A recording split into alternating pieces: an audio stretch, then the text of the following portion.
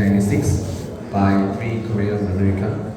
When we started to invest in Korea in 2008, and we have several global portfolios such as Roblox and PUBG. Maybe you heard about it from gaming side. And we also make an investment for several unicorn startups here in Korea. But we found out that at the 2022, there's a lot of gifted talent getting to the Web3 scene. So we found it out, but we don't know how to do it. So we made very tiny experiment fund of it. So it's about a year and a half, and I'm taking charge of Web3 investment fund. Thank you. Hello, Will. Sorry. Hello everyone, I'm Theo Park from the Space Bar Ventures. And we are pretty fairly new crypto-focused VC. So I just founded this May, so it's been only like 3 or 4 months. And we just based in Seoul and Dubai, and we especially focus on the AI sector. So I truly believe that there are gonna be a lot of opportunities coming out of the intersection between AI and Web3. So we are not really limited to only APAC. We are just exploring to the outside, the APAC, like Europe, like the US. So I'm really happy to hear any good idea from you guys. Thank you. Okay, thank you for your intro. So the first question will be, this question was the most thing that I wanted to ask to you guys. So yeah, what are the top 3 qualities you guys are looking for an investment Web3 team before deciding to invest? So let's start with Theo, or yeah. Yeah, I have a few, but they just asked 3 the questions, so just tried hard. And then, so the first thing is maybe I think it's kind of Web3 specific because there are a lot of ideas coming out anytime. So I would say number 1 is feasibility. So there are a lot of brilliant ideas, but I don't like to be too much ideal. I just want to be materialistic. So I really want to see this service coming out anytime soon. And then to be there, I really want to be feasible. The second one is problem solving ability, because there's a lot of good startups, but even though it's really perfect in the beginning, but it may just confront some difficulties and there's some hurdle they need to overcome, and then there's where the problem solving abilities comes in, and then I really like to see how they just tackle all the kind of difficulties and hurdles and detour it. So I really like to see those kind of endeavor. The last one is maybe the most important, is the person itself. So the person may convey a lot of meanings, transparency, the personality, or his passion. But I would say I just ask myself that whether I wanna be with this guy for the next project, not just this one. So if the pass that question, I just decide to invest. Okay, as a traditional investor, I will give the most boring answer for it. So it definitely team, market, and product. But originally, for a very traditional style, we bet the founder who are going to make their own product at least 10 years. So we are, it is said, we call it a headshot founder. We try to find out the founder who will not give up for the certain situation. For that things we are most appreciate about it. But in Web3, the liquidation is more easier than the traditional stock market. So that's why the founder tend to be more have a lot of things to do, and there's a lot of things. There's several jobs. So yeah, it's not easy to find it out. The headshot founder for me, definitely that criteria will not change even in Web3. So we can still have a see to whether or not the founder exists or not. Yeah. So I think most of VCs look at the similar things when we make decision about investment. But of course, we look at valuations, baker market, their product, etc. But when it comes to teams, because our main topic is about the successful teams, so there are 3 things. One is the reference of the founder. So actually, before making decision, we try to look for the people who knows the founder in person, and we ask them about how to think about the founder, and what if we got negative feedback, it would be really effectively influence our decision. And second one is the traction the team can make. So, I don't think VC can get to know, understand the product more than the founder. So it's really hard to judge whether this product will work in the market or not. So to judge the product in short term, I think seeing the metrics they made is really important. It's really like, then finally we can see what if the user really wants this product even by paying their money. So in the case, we usually see some metrics such as revenue, TVL, or like DAU or MAU, but there's some early stage teams who doesn't have like product. In the case, we usually try to see how do they like build community and the reaction of community, if they have received grants from foundation, etc. So yeah, and the last one is suddenly don't remember, but yeah, I think network it couldn't be ignored because I don't believe the team can be grown up itself, and it should need great network to leverage their and boost up their growth. So like their network with VCs or network with any related project or partners would be really, really important. Yes, so this is what we see when we do due diligence for the project. Thank you. Okay, thank you for your answers. So I'll throw some individual questions. So I'll first start with Roby. So how have you seen Web3 teams evolve over the last few years? And then what key trends have you noticed in team composition and dynamics? Wow, in transcript I'll be second, but like yeah, it's the first. Yeah, okay, leave that in. So, well, definitely for a few years, I think it changed both. Yeah, likewise, like we have a calculate our year like before Christ and after Christ.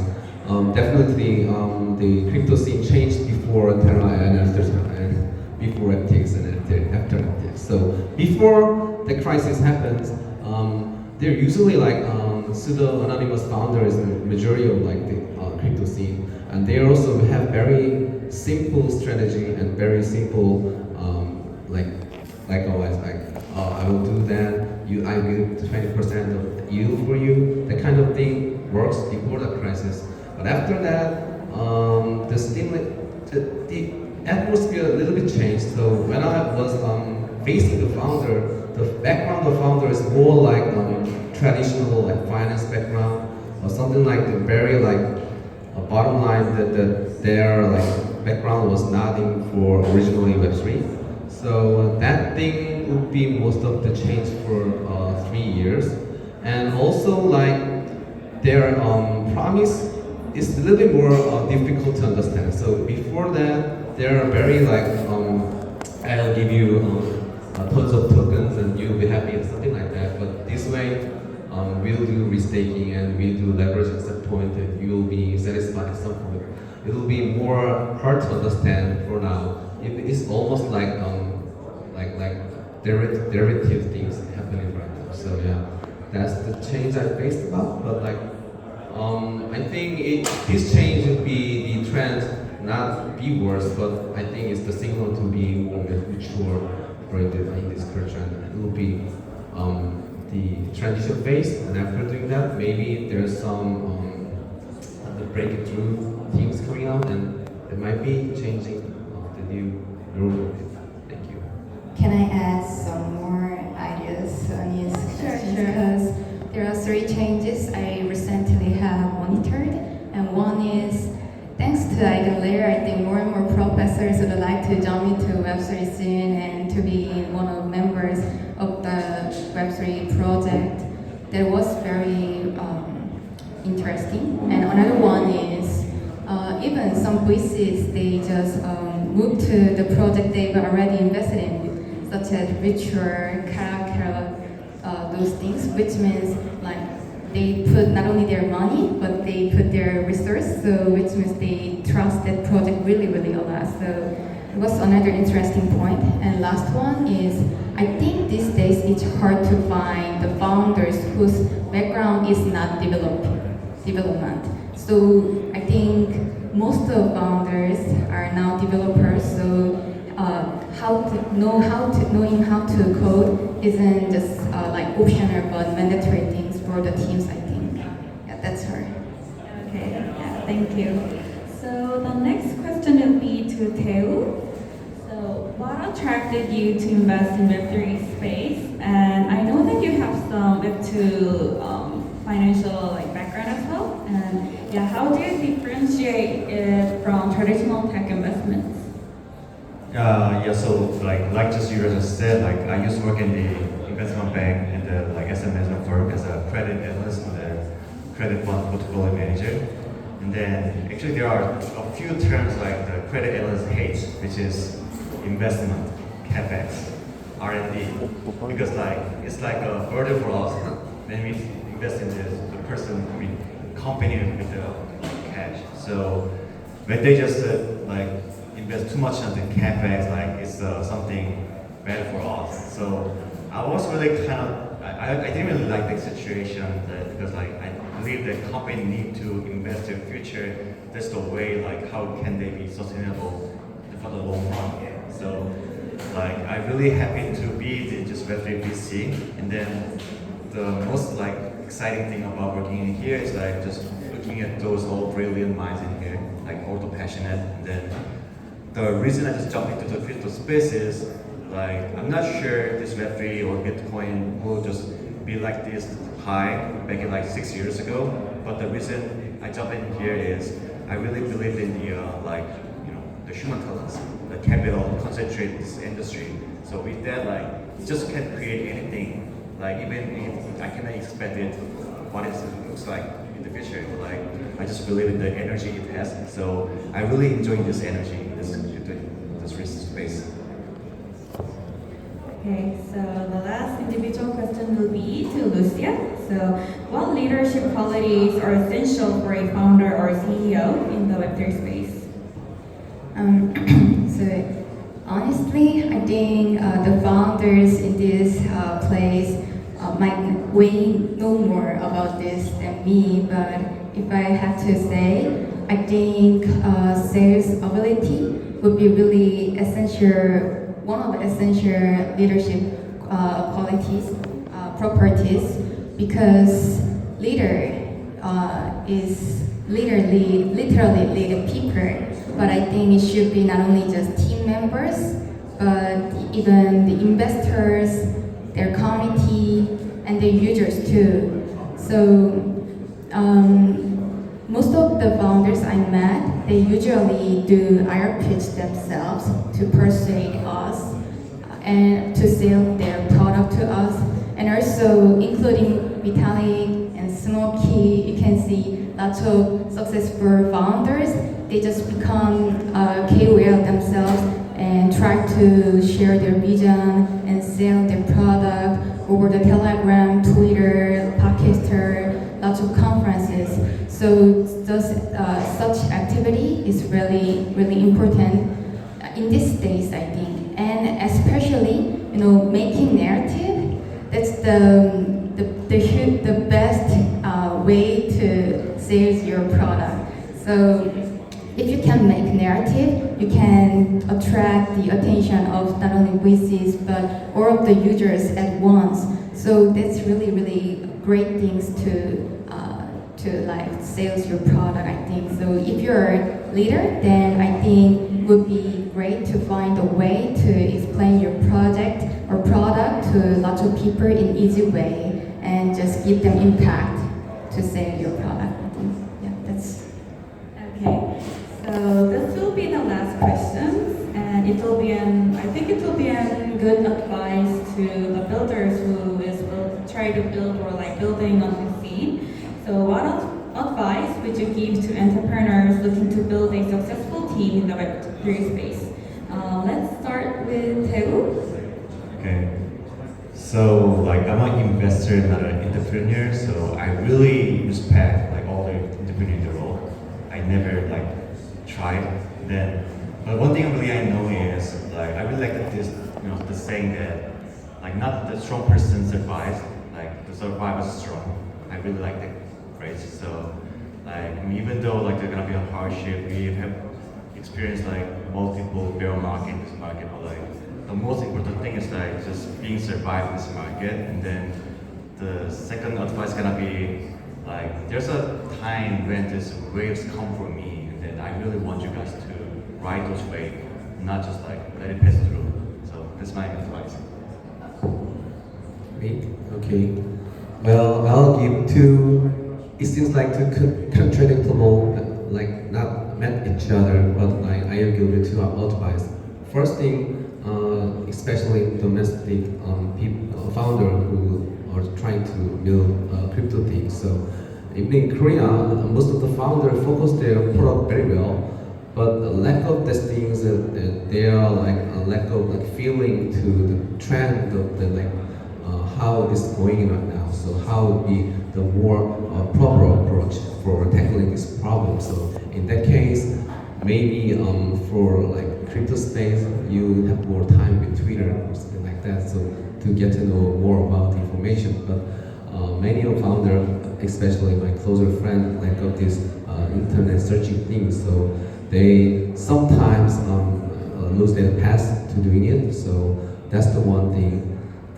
Another thing is very opposite side of things. So it because like one of our portfolio company, I cannot say who it is, but the founder just trying to make many events, and I think he or she trying to do their best to hold a quality event or from Korea to any other space. But he thinks it also like relevant to his success. I think it is good to meet many people and many like quality person who have an insight in it. But like as I said, most of the time you spend to the product, not an event or networking. So networking sometimes is efficient and sometimes it's working, but like at most time I think I would recommend you build and research and try to best to be more better.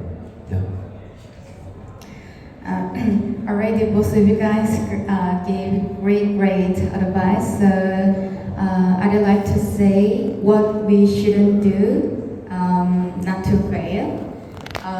So first one is so having imbalanced team. For example, there are more designers than developers. Although you guys are building like such like tech-driven tools.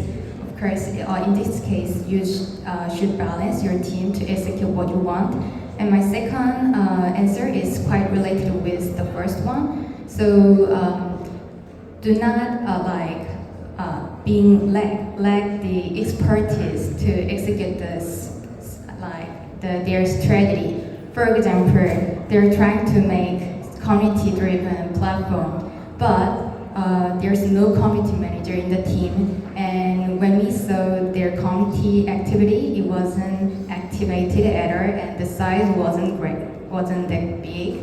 In this case, we can see like this team has no expertise to execute their strategy, although they say it's our strategy. So this is it. And the last one is so not managing your burn rate or runway. So I believe survivor is the strongest one. So just try to just survive, and I believe great opportunity will come. So just do not burn all your resources at once, and just keep the run. That's the most important, I think, not to fail. Okay, that's it. Thank you. Yeah, so I think this is all of the questions that I wanted to ask, and thank you guys for sharing very good insights to the participants. Yeah, thank you.